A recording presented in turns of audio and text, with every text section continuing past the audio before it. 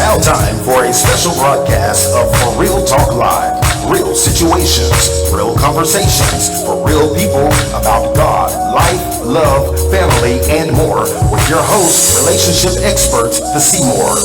Real talk, for real talk. Let's have a conversation. Let's talk about God, life, love, family. For real talk, for real talk. And now, the gentleman, Elvis, and the love doctor, Adelia Seymour. We are back, and we are live to talk real talk for real people with real situation. Of course, you know, with the love doctor herself, Dr. Adelia Seymour.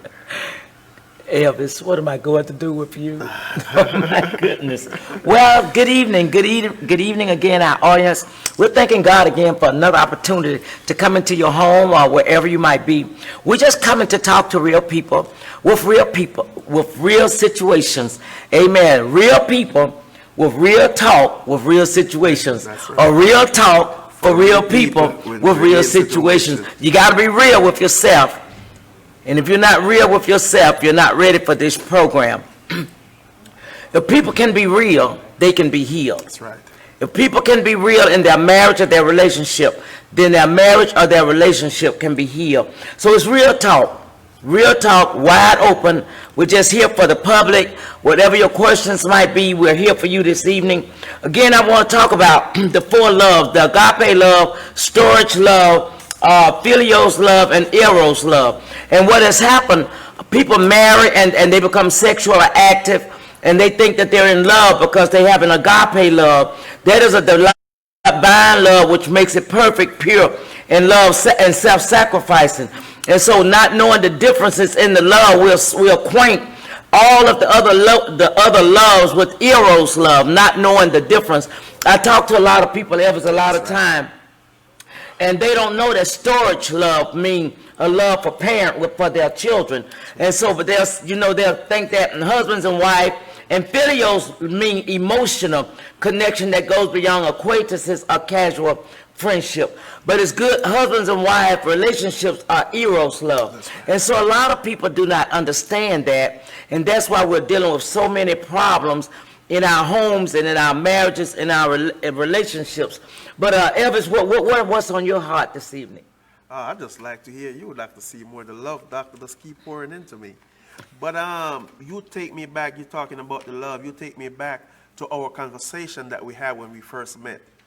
And we had real conversation. And that's why we're here today, because we was real open and we had real conversation. We didn't bring anything from our past into what we're dealing with now. And that was a wonderful thing. Yeah. Well, what happened, Evans, was we didn't have wisdom problems. That's right. And what happens in most relationships, they come into relationships with wisdom problems and knowledge problems. And so when you don't have the wisdom of God or the experience of God, experience from life activities, then you bring in unexplainable problems. Right. And then when you don't bring knowledge, know-how into a relationship, now you have a relationship with no know-how. And so now, where there's no wisdom, the people perish. That's right. And what has happened in most marriages and relationships, we find out they don't have conversations. Yes. If there is no conversations, if there is no communications, I can show you some wisdom problems and some knowledge problems. Even when it comes to sex, you have to communicate and talk about love making. Yes. One of the first things, I remember one of the first conversations you and I had. Amen. You know, I want to know what kind of underwear you had on. Do you remember that? Yes, you did. And what did I tell you? You told me to look, I think. What did you tell me? I tell you to find out.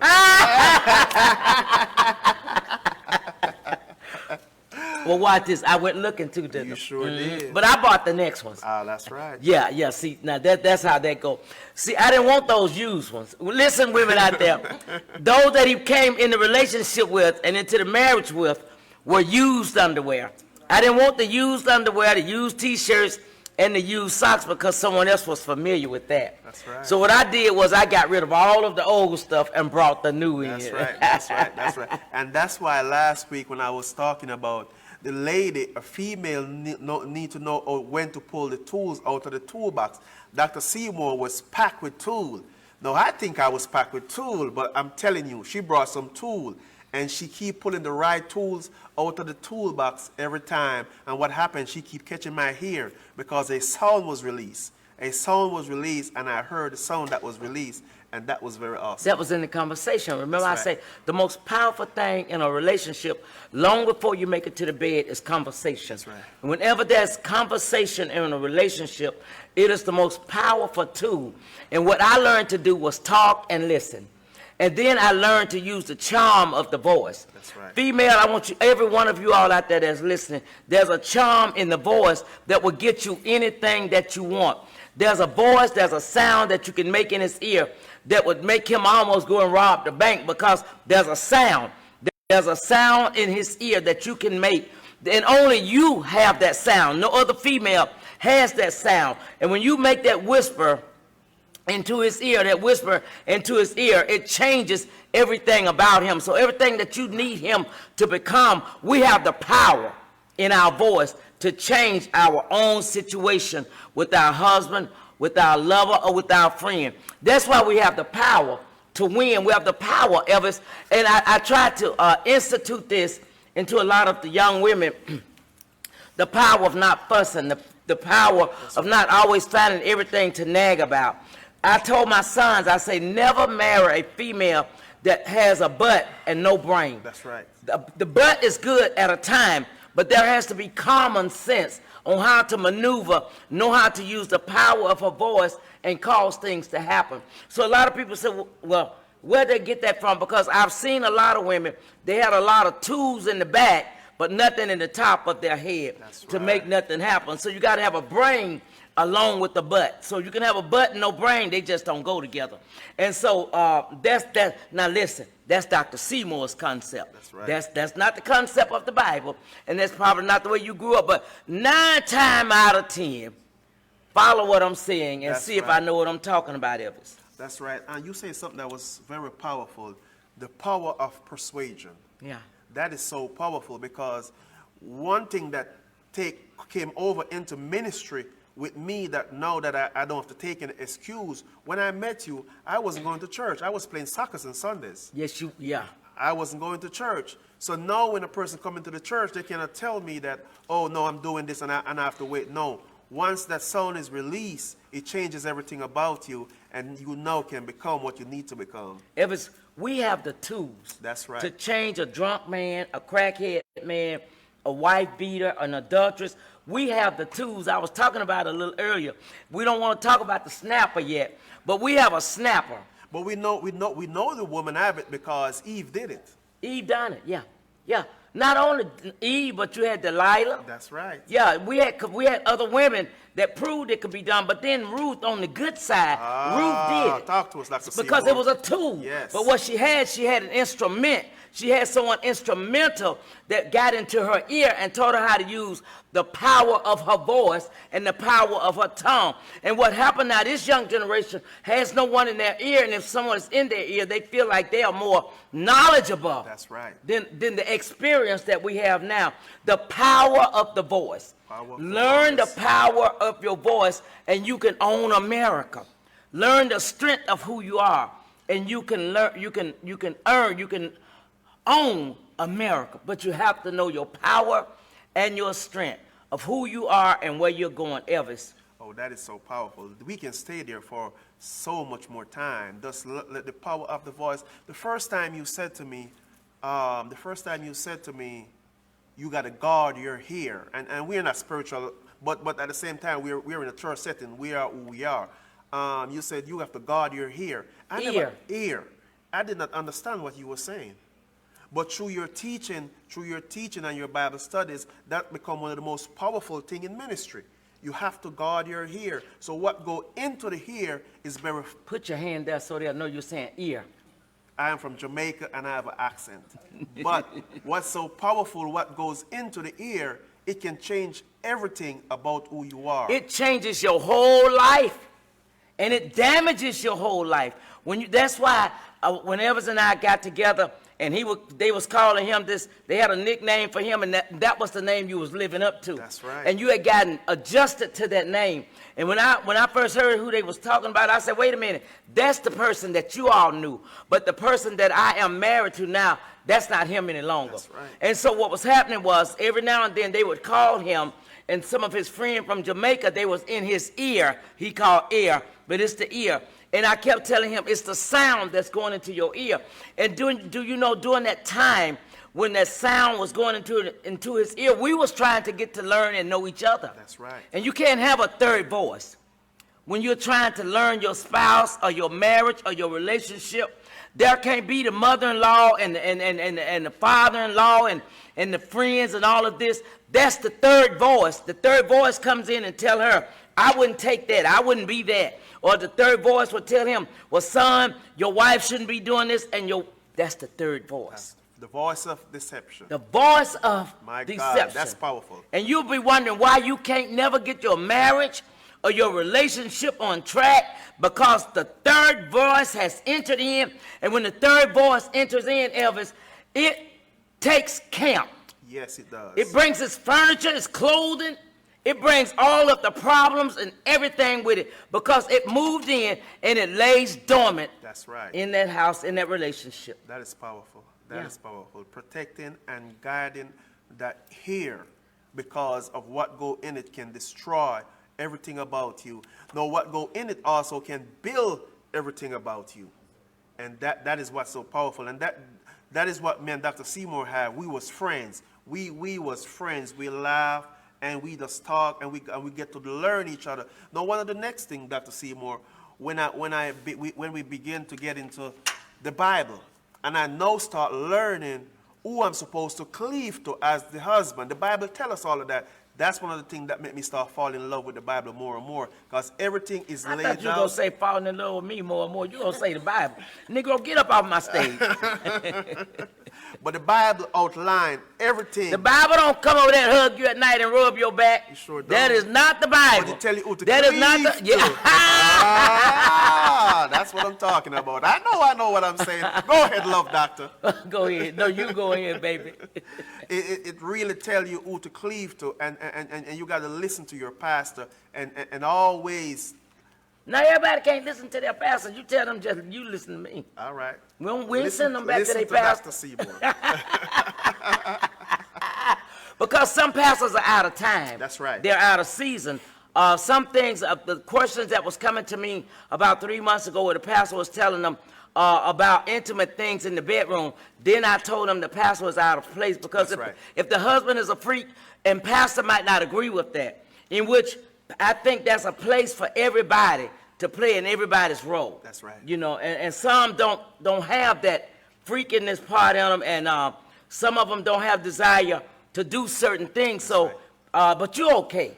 You're okay, but we just want to.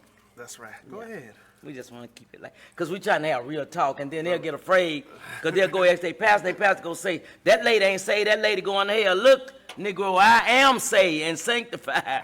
But I know it's going to take a lot of intimacy to save this generation. That's right. It's going to take a lot of affectionate, and it's going to take security to save this generation of what's going on. And in some marriages, the wife is more dominant than the husband. And we understand that. It's one thing, wife, to have the brain and the common sense, but do not dominate your husband. That's right. Because you are the stronger one, even in God. Though you're the stronger one in the marriage or in the finances, they ask me, say, well, what if I have more income coming in than him? What if the money become one, the household is one, the automobile is one? So we don't want to go into that little petty stuff. We want to do what's going to build the marriage and the relationship. Evlis. Dr. Seymour, I think we have some questions ready for us, so we're going to go to our questions.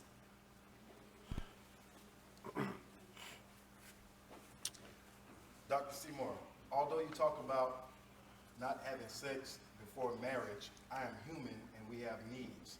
Please tell me, how do you live for God and keep a balanced life? Well, sex is not a need. In most cases, sex is a desire. And so, but I understand that being human and that you have a desire, a sexual desire. Now, anything that you was not born doing, you can live without doing it.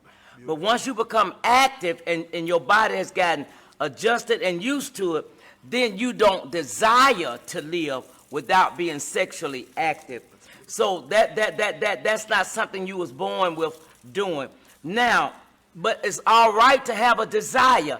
Never pray that God take that desire from you, because the moment you pray to lose that desire and then a male or female come into your life, then you no longer have a sexual desire. It's going to affect your relationship. So listen, now you want the love doctor. That's right. Listen, when you go to the Cadillac used car lot, you want to make sure that that car operates. Now, let me tell you what you do when you get in that car. Do not turn the radio on. You might, when you get out on the road in the car, you want to turn the air to make sure your air works, then switch it over to the heat to make sure your heat works. But you don't want to turn the radio on, because the radio is a distraction. What are you saying, Dr. Seymour? That's the same thing about as a relationship. If you go into a relationship and don't know what kind of brain he or she has, what kind of drags is in their family, or what's the education level, the finances, you're going to mess up horrible. So I tell you this: if you go to a used car lot, that means it's been used. Man, if you're looking at a lady that have children, already been in a relationship, that's a used car. Lady, if you've been with a man that's sexually active, that is a used vehicle. Don't expect what you would expect out of a new car. So what do I recommend? You better tell me, somebody. You better test drive that car before you take it out. Now, before you write that check and say, I want to buy it, at least drive it 3 or 4 miles to see if it'll go up the hills. And if it's a stick shift, you better make sure it can go in second and third, because it's got to. Now, listen, y'all don't want me to talk about them gears. Y'all don't want me to talk about them gears. Go ahead. You know, I just said it, though. You better make sure those gears work. Men, make sure those gears work. I was married once, and the man's gears didn't work. He didn't know how to shift. And so when he didn't know how to shift, I laid in the bed, cried 10 years, because he didn't know how to shift gears. But I'm going to leave that one alone. Question. Before we go to the next question, you can dial the relationship hotline at 1-833-372-7911. Again, that number is 1-833-372-3911. Dr. Seymour, give them that number, because Okay, my now, tree is and not a that's, tree. And wait a minute, that ain't no 3, that's 7911. What you looking at? 1-833-372-7911. Let's see that finger. See, know that one. They need to know what I'm talking about. Listen, I'd like to hear from you all tonight. There might be some things, some pointers that I might not touch up on. There's some questions that probably will come in that you have, but and you know we might not get them. But listen, the relationship hotline, you want to call that number. That's right. 1-833-372-7911. I was involved with a guy who was separated from his wife because of adultery. After a couple of months, we became close friends. I was there for him through every good day and bad day. We spent a lot of time together. Of course, as time went on, feelings came along. But even through all we shared together, he still went back to the very situation that broke him. And it left me confused with a lot of questions. How do I move on from a situation like this? Once he has gone back to his wife, that's supposed to really strengthen you, or strengthen the female that's asking the question, because he was never out of love with his wife. That meant he was never out of love, but what he needed was intimate affection during that time that he was separated from his wife. Though she might have committed adultery, it didn't hurt him as bad as he thought it did, because if it did, it would have caused him to walk away and not want to go back into a situation. Whenever females, you're in a relationship with a man that's married, guard, G-U-A-R-D, guard your heart. Males, if you're in a relationship with the female that's just broke up from her husband, it's called protect your own feelings. You have to protect yourself from everything, and then you don't owe him nothing, so you don't have to be with one guy. You can have friends. Females, you can have friends. Males, you can have other females. You're not going to hell because you have friends that you're not sexually active with. Do not get head over heel with someone else's husband or wife.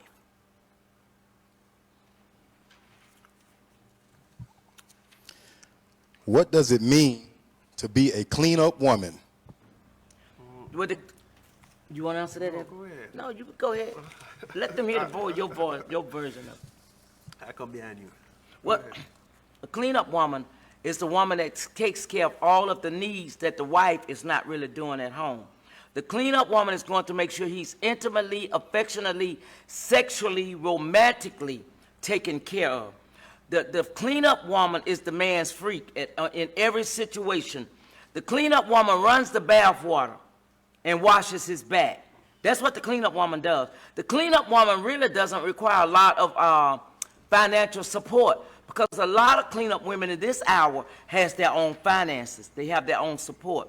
So to be a clean-up woman means a woman that's saying, I'm after really taking your husband from you with everything I can do, because she will be the freak that you're not willing to be in most cases.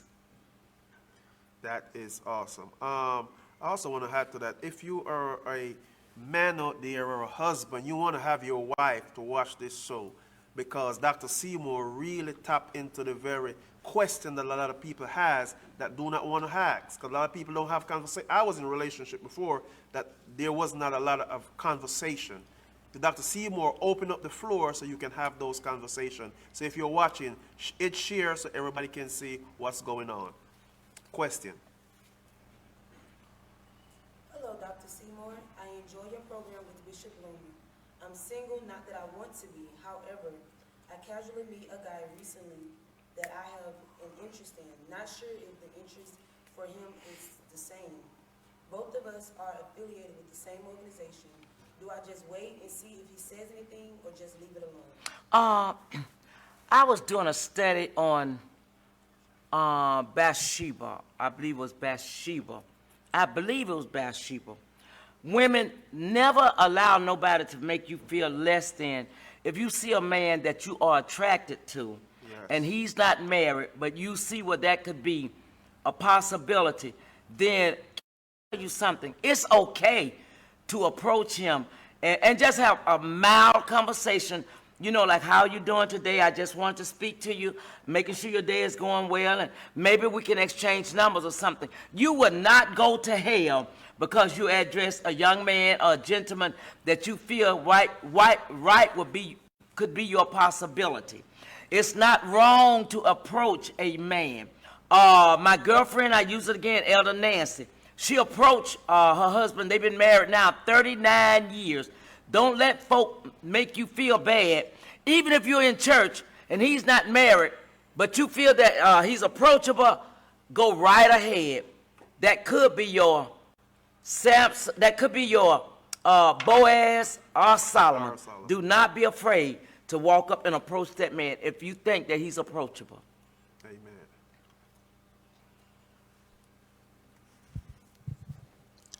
What is your advice on co-parenting with someone you're no longer dating or married to if there was a lot of hurt and abuse in the relationship? Well, there's nothing wrong with co-parenting, especially if the children is his and hers. That is a perfect way to end a relationship. If you're ending a relationship and there are children involved, then there have to be co-parenting. But I think that you all need to have a mutual conversation on the distances and how you all are going to deal with it, like on what term, coming to his house, going to her house, meeting at McDonald's, meeting at Burger King, because you have to respect if he should happen to get involved with someone else, or she should happen to get involved with someone else. That is the purpose of conversating, to come together on common ground, that it does not spark up a problem. Now, also be careful. Do not allow the children to get involved, having no voicing their opinion and allowing them to hear negative conversation in that relationship. Great. How do you open up the mindset of your partner to get them to try new things? That's conversation. Be That's his conversation. friend, be her friend. That's one of the most beautiful things in a relationship is to have a friend. Have a friend. Have conversation that you have never had before. Have those hard conversations. Be the person's friend. Then you can open up and go in. Every man, every female and every male needs to start their relationship being friendship. Yes. If you started with friendship, it will end with the best friend. When we had the pandemic, Evlis and I didn't have no problem being locked in because we were already friends. That's right. You know, we started everything. What he did was broke loose from the bar, the boys and all that stuff. I became his friend. That's right. And when there's not other friends on the outside, the marriage, the relationship works beautiful. You never want a loveless marriage, and you never want a loveless relationship. Loveless. You never want this in your marriage, and you never want a loveless relationship. Remember that. And Dr. Seymour, that go back to the third voice. Listening to that third voice, the voice of deception. Always keep everybody out of your relationship. Everybody. Be best friends, grow together, and then y'all can be the best of what y'all want to be. Beautiful. Questions? How do you date someone who has kids and the mother isn't over the guy and it's starting problems in the relationship? You better ice that quickly. They better conversate quickly and put the lid on it, because if they don't, in about a year from now, 2 years from now, if it's the husband has children, men are more sensitive about certain situations, especially when it's their daughters. They will leave you hanging, female. They can tell you they love you and they're enjoying your sex. But let me tell you what they would do. They will leave you hanging for their children, especially their daughters. Let's have a conversation before we come down the aisle saying I do. Before I accept you and you have children, I have to be ready now to accept your children. Now, if your children are 18 and above, I don't owe your children nothing, ma'am. Sir, if those children are grown and I marry you, they don't even have a right in our home to be living as a grown man or woman. Now, that's just real talk. That's just the real thing. Now, if they are minor children, and you all have to have a conversation, but if these are grown children, because they're going to sow seeds, that's that voice of deception. Listen, every woman out there that's under my voice, we're getting ready to close it down, and you marrying this man and he got grown children, conversate before you say I do. Find out what kind of relationship he is, that he has with his children. And if he does not respect your opinion and what you're feeling and what you're bringing to the table, do not say I do. Hear me. Do not say I do. Drag this thing out, okay? Dr. Seymour, I'm so thankful for you and your husband. I asked a question on last week that was very helpful to me and my wife. How can I sow a seed into your ministry? Wow, my God. My God, cash out. That's $ E.A. Seymour. $ capital E.A.S.E.Y.M.O.U.R.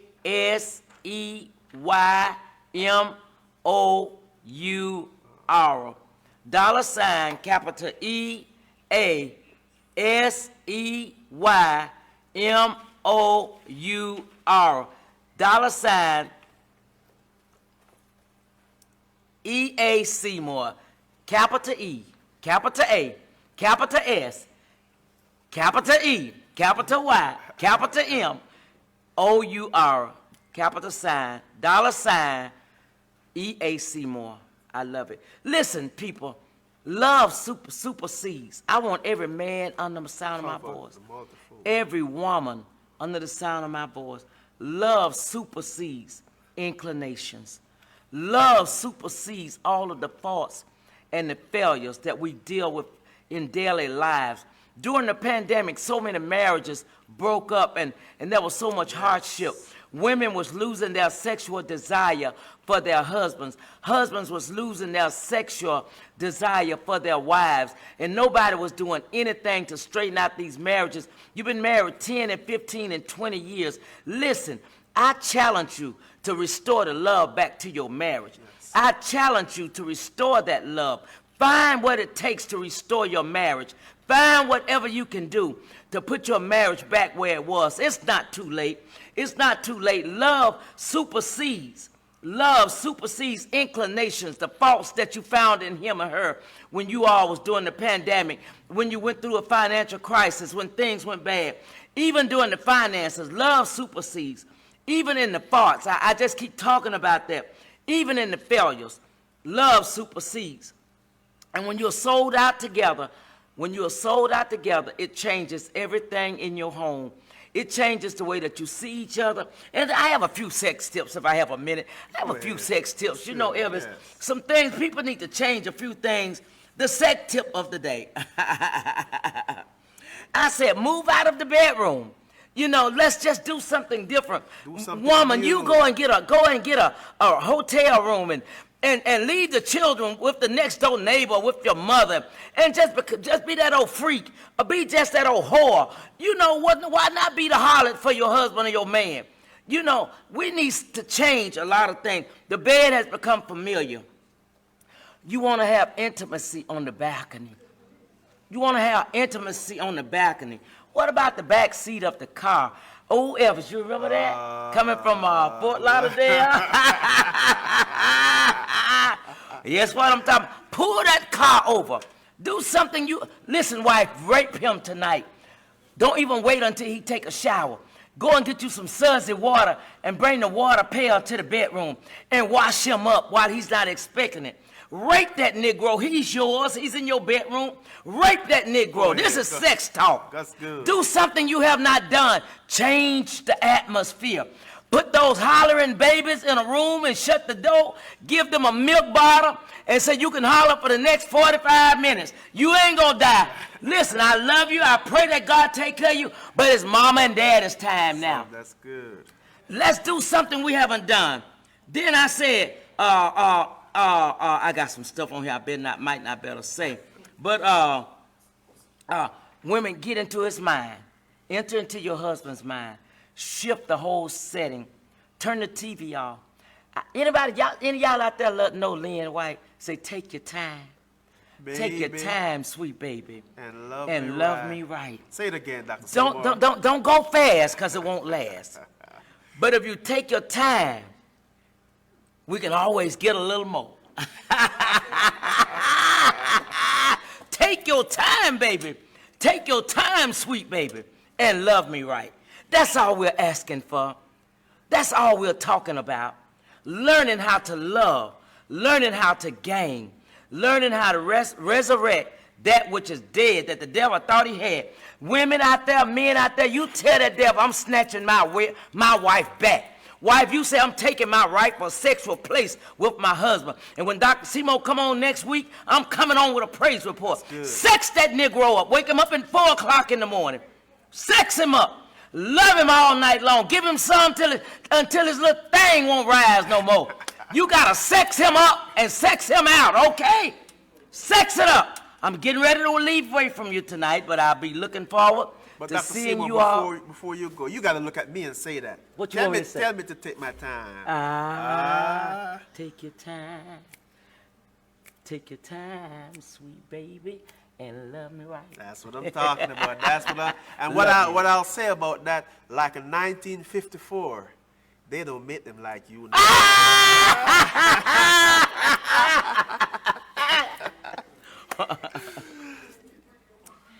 I wish you would sing that. I'm singing.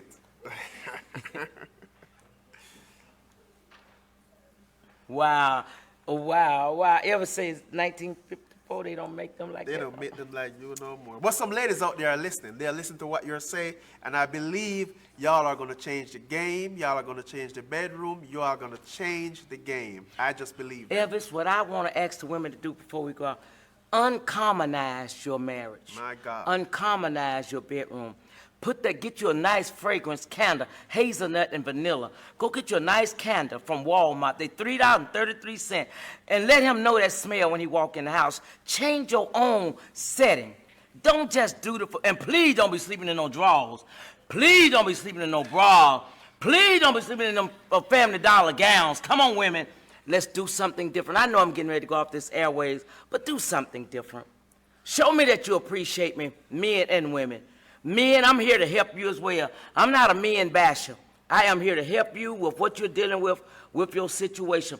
You got the numbers out there. Feel free to call me. I'm getting ready to leave off the air tonight. But I love you all until Monday night. Cash out, $ EA Seymour. And I can use the money right about now. $ EA Seymour. I love you all until Monday night, 7:45. To God be the glory. The Seymours. The Seymours. Love you. Love you. We love you. Thank you for tuning in to For Real Talk Live with the gentleman, Elvis, and the love doctor, Adelia Seymour.